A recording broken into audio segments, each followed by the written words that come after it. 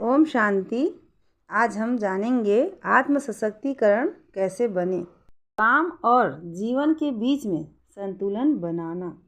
इस बात से इनकार नहीं किया जा सकता कि हमारा काम हमारे जीवन का एक महत्वपूर्ण हिस्सा है, लेकिन कभी कभी हम काम को हर चीज़ पर हावी होने देते हैं।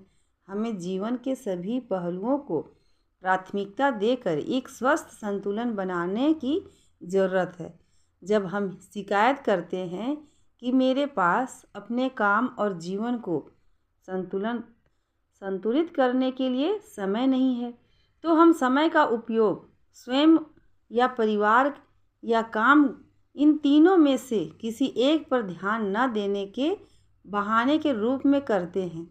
आइए इससे जुड़ी बातों को जानें। पहला है, अपनी प्राथमिकताओं की जांच करें। यह काम, परिवार और फिर स्वयं के लिए समय हो सकता है। आप एक बीज हैं, परिवार तना है, और आपका कार्य और आप जो कुछ भी करते हैं वह वृक्ष है। आपकी प्राथमिकता पेड़, तना और बीज नहीं हो सकती, बल्कि यह बीज, तना और फिर बाकी पेड़ होना चाहिए।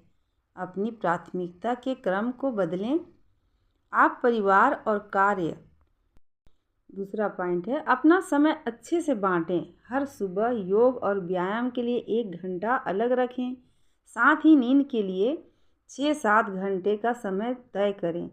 भोजन के निर्धारित समय का पालन करें और मन लगाकर खाएं। दिन के 3 से 4 घंटे परिवार के साथ बिताएं। तीसरा है, एक बार जब आप अपने दिमाग को पोषण देने, अपने शरीर को मजबूत करने और सुंदर रिश्ते बनाने के लिए समय निर्धारित करते हैं, तो आप काम पर 100% से अधिक लगाने के लिए ऊर्जावान हो जाते हैं। आपकी इंट्यूशन, निर्णय लेने की क्षमता और प्रोडक्टिविटी बढ़ती है। आप कम समय में अधिक उपलब्धि हासिल कर सकेंगे। जब आप स्वयं को सशक्त बनाते हैं, तो अपने काम और जीवन में और अधिक सामंजस्य और संतुलन ला पाते हैं। जीवन हमेशा उचित है, इसे अनुचित ना कहें। जब हमारे जीवन में कोई चुनौती आती है तो हम जीवन को अनुचित मान लेते हैं। जब कोई कठिनाई होती है तो हम ईश्वर को, दूसरे लोगों या स्वयं जीवन को दोष देते हैं। आइए इसके बारे में समझें। पहला पॉइंट है, आपने कड़ी मेहनत की लेकिन प्रमोशन नहीं मिला। आप हमेशा अपने खान पान के प्रति सचेत रहते थे, लेकिन स्वास्थ्य समस्याओं का सामना करना पड़ा। आप किसी से प्यार करते हैं, लेकिन वो आपको अस्वीकार देते हैं। तो क्या आप इन दृश्यों पर सवाल उठाते हैं और लोगों और स्थितियों को दोष देते हैं? क्या आपको लगता है कि जीवन अनुचित है? दूसरा पॉइंट है, जीवन हमेशा सभी के लिए निष्पक्ष होता है। हमारा कर्म ही हमारा भाग्य बनाता है। सब कुछ पूर्व निर्धारित है, जिसका अर्थ है कि आज जो कुछ भी हमारे पास आ रहा है वह एक नियति है, जिसे हमने ही उस दिन चुने गए कर्म के आधार पर तय किया था। तीसरा पॉइंट है, हर पल 3 चीज़ें होती हैं। पिछले कर्म का परिणाम आपके पास आ रहा है, आपका वर्तमान कर्म बन रहा है और आपके भविष्य का भाग्य तय हो रहा है। इसलिए आपका वर्तमान अतीत से अधिक शक्तिशाली है, भले ही आपकी स्थिति कितनी भी कठिन क्यों ना हो। चौथा पॉइंट है, अपने वर्तमान कर्म में सही प्रतिक्रिया चुनने के लिए, स्वयं को सशक्त बनाने के लिए प्रतिदिन योग का अभ्यास करें। आपकी प्रतिक्रिया स्थिति को और आपके भाग्य को प्रभावित करेगा। आपके पास अपनी आदतों को बदलने, अपने शरीर को ठीक करने, अपने रिश्तों में सामंजस्य बनाने और अपने वर्तमान कर्म से सफलता का अनुभव करने की शक्ति है। क्या मैं ईश्वर का अच्छा बच्चा हूँ?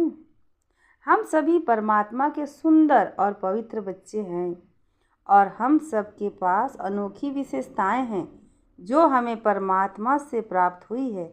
वे हमारे शाश्वत आध्यात्मिक पिता और माता हैं जो ज्ञान, गुणों और शक्तियों के सागर हैं। हमारा उनके साथ एक सुंदर संबंध है जो गहरे प्रेम और आदर से भरा हुआ है। वे जीवन के हर पल में हमारे साथ हैं, हालांकि हम उन्हें अपनी इन भौतिक आँखों से नहीं देख सकते, लेकिन हम अपने मन और बुद्धि से उन्हें अनुभव जरूर कर सकते हैं। परमात्मा के साथ एक करीबी और प्रेम पूर्ण संबंध का एक बहुत महत्वपूर्ण पहलू है कि हम उनके अच्छे बच्चे बने। आइए परमात्मा के अच्छे बच्चों में मौजूद 6 गुणों को देखें और स्वयं को परखें। पहला है, परमात्मा में मौजूद सभी अच्छाइयों से परिपूर्ण होते हैं। उनमें परमात्मा के गुणों का अंश दिखाई देता है और उन अच्छाइयों और गुणों को वो सबके साथ साझा करते हैं। दूसरा है, परमात्मा के अच्छे बच्चे दिन की शुरुआत परमात्मा को याद करके और उनके आध्यात्मिक ज्ञान को पढ़ने या सुनने से करते हैं। जो कुछ भी वे परमात्मा के साथ अपने संबंध में अनुभव करते हैं उसे दूसरों को साझा करते हैं। तीसरा है, परमात्मा के सच्चे बच्चों की एक सुंदर विशेषता है उनकी परमात्मा के साथ रिश्ते में सच्चाई।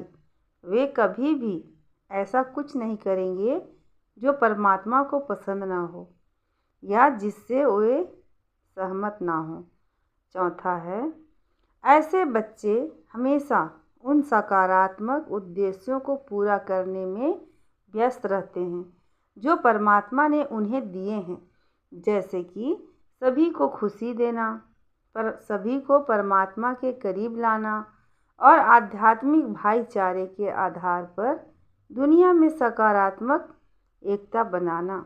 पांचवा है, परमात्मा के अच्छे और आज्ञाकारी बच्चे उन सकारात्मक बदलावों को अपनाते हैं जो वे उन्हें करने के लिए कहते हैं और अपने भीतर में से सभी नकारात्मक संस्कारों को मिटाते हैं। आठवां है, अंत में परमात्मा के अच्छे बच्चे बहुत विनम्र होते हैं और वे परमात्मा से जुड़े रहते हैं। वे हर कदम पर याद रखते हैं कि अगर वे दृढ़ निश्चय हैं तो परमात्मा हमेशा उनकी मदद करेंगे और वे कभी हार नहीं मानेंगे। लोगों की सच्चे और उदार मन से प्रशंसा करना। हमारे आसपास के लोग अक्सर इस बात की इच्छा रखते हैं कि उनकी सराहना की जाए और उनके द्वारा किए गए कार्यों को महत्व दिया जाए। सराहना से लोगों में प्रेरणा और कार्य क्षमता में चमत्कारी बदलाव आता है, लेकिन अक्सर हम अपने व्यक्तिगत और व्यावसायिक संबंधों में दूसरों की प्रशंसा करना भूल जाते हैं।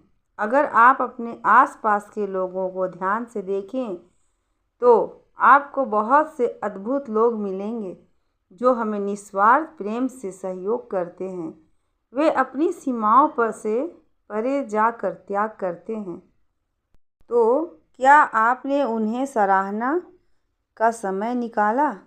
हम हमेशा लोगों को उनकी अच्छाइयों और मेहनत के लिए धन्यवाद नहीं देते, बल्कि हम उनकी अच्छाई और दयालुता को सामान्य मान लेते हैं और उनके प्रयासों को अनदेखा कर देते हैं जो वे हमारे घर या कार्यस्थल पर हमारा जीवन बेहतर बनाने के लिए करते हैं। हालांकि वे शिकायत नहीं करते, लेकिन हमें उन्हें महत्व देना चाहिए और उनकी प्रशंसा करनी चाहिए। कौन है जिसे सच्चा धन्यवाद या पीठ थपथपाने वाले शब्द पसंद नहीं है? हर व्यक्ति अपने तरीके से अपना सर्वश्रेष्ठ देने की कोशिश कर रहा है। हमें अपनी झिझक या अनदेखी को दूर करके उन्हें उनका श्रेय देना चाहिए। दूसरों के प्रति हमारी प्रशंसा की शक्ति को अक्सर कम आंका जाता है। आज से हर दिन प्रशंसा करना शुरू करें। लोगों को सशक्त बनाएं और उनमें महानता जगाएं।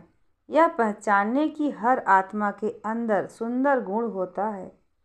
उन्हें उनके कार्यों से परे उनके व्यक्तित्व के लिए सराहें। केवल मन में उनकी अच्छाई की सोच न रखें, बल्कि इसे अपने शब्दों और कार्यों के माध्यम से व्यक्त करें। किसी खास मौके का इंतज़ार न करें, तुरंत सच्चे दिल से धन्यवाद कहें।